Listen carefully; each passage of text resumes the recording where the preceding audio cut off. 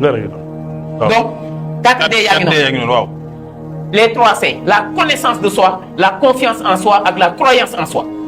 connaissance de soi. xam sa bopp. confiance en soi nga ni man j'ai toutes les chances de mon côté pour l'emporter. croyance en soi bis ni ki tey ku ma gis dama lay jàppee nawle du ma surga kenn. c'est excellent wallahi lazim bis ni ki tey ku ma gis rek jàppale nawle. nawle laa lay jàppee. la croyance en soi la confiance en soi j'ai le potentiel nécessaire pour remporter le combat. la connaissance de soi moom laa la waxoon moo lay may lépp xam sa bopp. xam sa bopp mooy ngën di màggi xam-xam. la connaissance la plus épanouie et la plus achevée c'est la connaissance de soi. xam sa bopp. muy lépp sama sëriñ. xam sa bopp xam ni ngay peese. yow tey jii sa wayjur wu góor bu doon sëriñ jóge fi. mais sa wërsëg nekkul si ay maanaam man doy dil sama bopp di kii déedéet. sama suufu si jaada la ma yàlla di defal lépp. wërsëg barke teraanga sutura xaalis lépp lu ma bëgg mu ngi si suufu si jaada gi mais sama ngor mooy mu di ko yëkkati kaw si jaada gi laay nekk di naafila di sa jooy di sa woor di sa wéetal yàlla di sa méditer xam nga si jaada bi day reet nak nag au fil du temps da ngay jékki-jékki rek lépp wusi di ko wér Cheikh Laye waaw léegi nag les trois F waaw fit fulla fayda fulla fayda faw nga am ko boo amul fulla lu ñuy séddale yaay mujjee seddu te amaanaam yenn saa yi du la jot boo amul fulla yàlla Cheikh Laye nga dëgg de lu ñuy séddale yow la ñuy mujjee sedd te amaanaam yenn saa yi xéwal gi du fa àgg day cate boo amee fulla ak fayda xam ni ngay peese dana góor day tegal leen ko wàllam bu ngeen ko may bu ñëwee kenn du dégg xam ngeen jikko uude nu mu la gisee la lay ëwalee donc nit ki dafa am benn genre autoprotection mais autopréservation parce que tu es ton meilleur allié tu es ton meilleur support tu es ton meilleur ami tu es ton meilleur protecteur yow yaay sa lépp bopp ginnaaw yàlla ak say waajur ak sa sëriñ yaay sa lépp bopp kon yow dafa da ngaa war a veiller si sa bopp sëñ Pape yow fi mu ne nii ñaari Pape Thioune ko sëñ Pape Thioune 1 dafa war veiller si sëñ Pape Thioune 2 di ko protéger ak di ko dimbali maa la ko wax n'attends rien de personne sois indépendant construis-toi te góor day wàcc en développement personnel la personne doit créer le futur avant qu'il ne se présente góor day wàcc parce que la mission les défis de demain la mission de demain les ambitions de demain les aléas de la vie de demain les épreuves tu dois être prêt à les porter et à les supporter c'est ce qui fera de toi l'homme total dont parlait Gandhi nit da ngay waaj pa góor da ngay waaj parce que xamoo ëllëg étudiants yi dama naan leen yenn saay vous ne savez pas le métier que le bon Dieu aura choisi pour vous vous savez le métier que vous choisissez mais vous ne savez pas le métier que Dieu aura choisi pour vous donc préparez-vous en conséquence addina dox la waaw berceau cercueil addina dox la berceau cercueil la vie est un voyage allant du berceau au cercueil diggante bi bagage boo mënti for gis mu am njariñ du lu nit di jëfandikoo jëlal dugal sa poos bis dina ñëw di nga ko soxla waaw bul ne lañ seen bii sëñ bi bu ma ko for dugal sam poos man lañ laa jàpp dugal la si ay filet bëgg laa boole gaynde ga rëcc ñu ni nañ xaar gaynde gi ñëw ñibbi si war naa xiif waaw booba lañ seet ba nga for sa yoon wa ba ngay dox lañ seet ba nga for dugal si sa poos ndax mënoo saa yett benn kii boo xamante ne si di nga daw balay gaynde gu xiif gi ñu lay booleeg moom kon àddina ka tukki la voyage boobu nag du bépp bagage boo xam ne bagage bi sëñ Pape mën na laa amal solo foral dugal si sa poche mooy lan dans ce 21e siècle celui qui n'a pas ces 4 ingrédients là il est handicapé sans le savoir la maîtrise de l'outil informatique la maîtrise de l'anglais la communication ak le permis de conduire professeur docteur Koundoul Fanoye message yaa ngi taw. je demande à la jeunesse sénégalaise. waaw. au lieu ngay changer sa iPhone bii nga xam ne am nga le modèle précédent. waaw bii di ñëw nii li nga koy changer jëlal xaalis boobu nga fay si auto école dem jàngi dawal jël permis dugal sa poste mais métier yoo kii liggéey day bette. il faut que les gens soient réalistes. réaliste. le réalisme sëñ Pape te ba noppi wax naa la les 3F. waaw fit fulla fayda. waaw fit moom boo ko amul. wax naa la ko émission précédente fit moom par ku ko amul. waaw gasal sa bàmmeel dem dugg sa xaar yàlla. amul fit mu ñëw ak nga ku amul fit. mais nit fit boo bëggee jot si sa wàll da ngay am fit ak mu ma neex lu mu fit. wala ko en développement personnel moom la ñuy wax audace. l'audace. Barack Obama livre bi mu bind nu mu ko tuddee. waaw l'audace d'espérer. l'audace d'espérer. the audacity of hope. l'audace d'espérer. noonu la ko tuddee de. mais audace sëñ Pape muy lépp. yow tey jii nii boo jëlee sa doom bu jigéen may ko ko amul fit yaa ko sànq yaa ko sacrifié. borom kër da ngay protéger say doom protéger say soxna. lu jugee sa àll ba nar a dal seen kaw na njëkk a waafal mu njëkk a dal si sa kaw ba noppi. kilifa kilifa ngo. kilifa moo la kilifa nu ma la koy métaphoriser sëñ Pape. waaw. le tronc d'arbre avec les branches et les fruits les feuilles. waaw.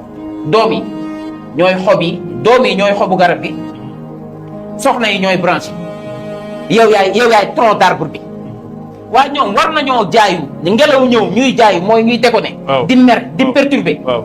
yow nga ni da nga leen di topp si seen jikko ak seen baaxu maam yow en tant que tronc d'arbre bi mooy maanaam yaxu garab gi. j'espère que ñi ñuy déglu. dañu xam nañ ko waaw tronc d'arbre. mais man kilifa gi dama war di jëlale di jégale di muñ. Des fois, je sais ce qui se passe dans la maison, mais je fais semblant de l'ignorer tout en tenant compte dans mes actions de tous les jours.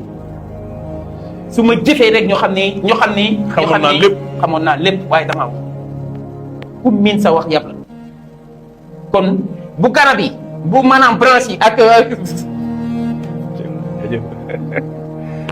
xool ndeysaan Cheikh Hadji Malick bi ñëwee ni ko kër yëpp lay yëngu te yow sa kër du yëngu lu ko waral mu ni kër yi yëpp di yëngu woon na sama kër di yëngu waaye damaa def ñaar mooy noppi ci lu ma waroon a mën a faj noppi ci lu ma waroon a mën a faj mooy li nga wax sànq ak joxe ci lu ma waroon a mën a gàntu nee na loolu laa def moo sama kër yëngu kenn moom si di adima ak wax yal nañ ko yàlla fay mi nooy moom suñu mag ñu baax Sëñ Tuubaa nee na kaay ma wax leen ni ngeen di denc soxna laataa ngeen di samp kër waaw na ngeen leen mënal waaw muñal leen. waaw di jéggale tey jëllale. muñal jëllale jéggale. mais yow koo sutul mënu ko may kat.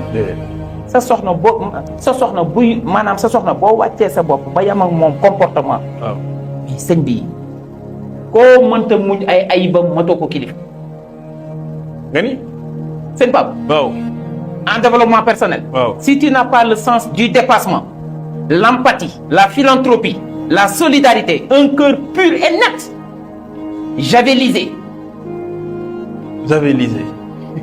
xool dañ koy otti javel. xool boo bëggee lumière suñu borom bi leeru yàlla suñu borom ni tapp sa xol. waaw da reflété wu. xol bi dafa war a set. yàlla na yàlla may xal bu set. waaye gis nga. waaw koo mënta muñ ay ayibam sëñ Pape ak sikam matoo ko kilifa. kilifa day muñ. kilifa day jub kilifa day ragal yàlla. ba pare alhamdulilah rabbil alamin bi nu yàlla may kilifa yu mel noonu. ba pare bëgg ñi nga nekkal. bëgg nit ñi. ñi nga nekk. xoolal mën nga leen a sax xëy na bëgg nga maanaam néew ñu la nga bëgg leen ndax liñ lay defal mais ki leen sàkk. ndax ki leen sàkk. télé bi su ma nee ñaaw na ki ko defar laa waxal la. télé bi dafa ñaaw. Cheikh Ablaye yow waaye foo jógee. télé bi ba télé bi su ma nee ak a ñaaw. société bi defar télé bi laa waxal. kon su ma attaqué nit ndax melokaanam waaye waxuma ko waay. allahu akbar. yàlla moo ko sàkk laa amal affaire.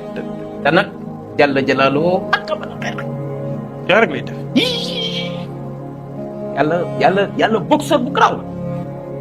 waxi dégg la laaj. waaw dëgg la. suñ borom. waaw mooy borom kattan gi dara mënta dégg. te nga xeeb nit. ndax na mu mel. waaw la mu sol. la muy def. melokaanu zaahiram nga xeeb ko. loolu kenn du ci xam nit. mais bindal ma xeeb Pape noo koy bindee XEPE non. waaw XEPE. waaw. yàlla day wëlbati baat bi def ko pexe. En développement personnel, on ne doit jamais sous-estimer une créature divine. Par sa couleur de peau, son odorat, son apparence extérieure, voilà li muy def. Yow jàppal ni tu as affaire à un être humain, à une créature divine qui compte beaucoup aux yeux de son Seigneur suprême.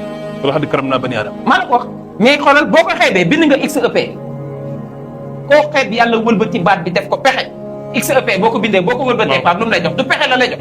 yàlla day roof kooku ay pexe muy man loo mënul di def loo deful di dem foo demul di lijjanti loo mënta lijjanti di àgg foo àgg su ko defee da ngay misère di jeex ba mari day tali. les qualités d'un leader. mais Cheikh Abdoulaye li nga wax nii yëpp sama xel mi ngi dem ci yonent bi laqad jaakum rasulun min anfusikum azizun alayhi ma anittum harisun alaykum bil mu'minina raufur rahim. mais lu yéeme na cofeel googu moom ci saxaaba yi bëggeel googu ba sax yàlla ni ko law kunta fazzan ghalizal qalbi lanfaddu min hawlik. si tu étais quelqu'un au cœur dur kon il se serait détourné de toi. mais saxaaba yi ñoo tax ma gëm ni aux âmes bien nées la valeur n'attend point le nombre des années. c'est les compagnons du prophète qui m'ont fait croire cette citation. maanaam nit at yi amul solo parce que gis nañ fi lu ne ba tey mais pas-pas bi ak himma bi ak iradatu bi ak passé bi moo am solo. et le prophète sallallahu alayhi wa sallam envoyé en guerre comme généraux des jeunes de 22, 23, 24, 25. Il en faisait des commandants de guerre. ay 18 ans ay 18 ans et cetera. mais sëñ bi léegi 18 ans mar détail mais nit da ngay fonk sa bopp cër yu mag yi bul ko jombale sa bopp. cër yu mag yi. cër yu mag yi bul ko jombale sa bopp. mooy kenn du xeeb sa bopp. kenn du xeeb sa bopp yàlla moo koy joxe te Cheikh na Ahmed Tidiane Chérif. waaw. bi muy tarbiyu boppam. waaw. di xeex contre lépp luy xeetu iñaan. soo bu masaan gis ko am dara danaan yow yàlla suñu borom maa ngi lay ñaan yàlla na nga ko fulal te barkeelal ko.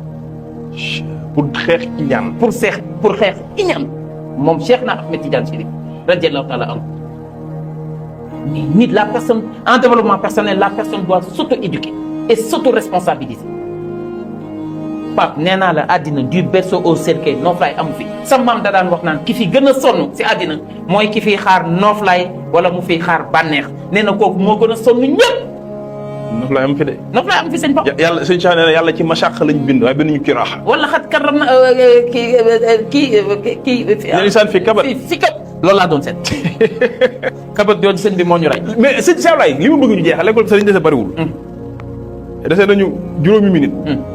dama bëgg nag parce que leader yi ñuy déglu fi mu toll nii nga ñëwul ñu ci les qualités d'un leader boo ko gisee ci yow nga xam ni kon moom nga bu fekkee parce que koo gis rek dafa bëgg a nekk leader bu fekkee nekkul ci yow itam nga jéem a fexe nu mu nekkee ci yow les qualités d'un leader buñ ci doon def.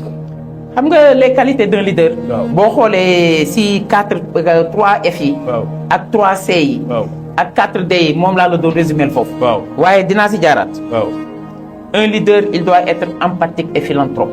En français, après dinaa si ñëw si wolof. Un leader. Il doit être empathique et philanthrope. Il doit être ouvert, solidaire, avoir une très grande capacité d'écoute. Ba noppi, il doit préférer le travail en groupe, en réseau, au travail individuel et personnalisé. Ba noppi, un leader, il est au front en premier et il demande aux autres de le suivre. Il dit allons-y, mais il ne dit pas allez-y. Un leader.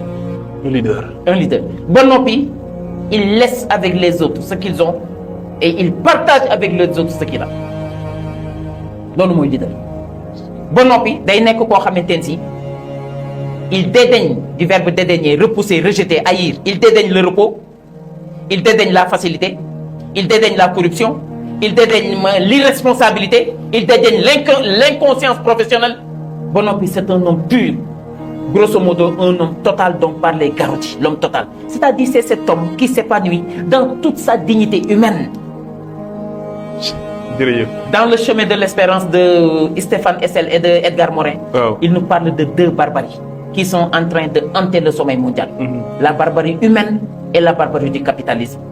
Et actuellement, le monde brûle, ça brûle partout. Et le Sénégal a besoin de ces jeunes pour se construire et pour se reconstruire. Respectons les autorités, respectons les institutions, ayons le sens du travail et de l'audace. Et sachons que ce pays-là nous appartient à nous tous. On a besoin de paix. Le premier intrant de la construction d'une nation, c'est la paix. C'est la stabilité sociale, c'est la cohésion sociale, c'est le renforcement des liens sociaux.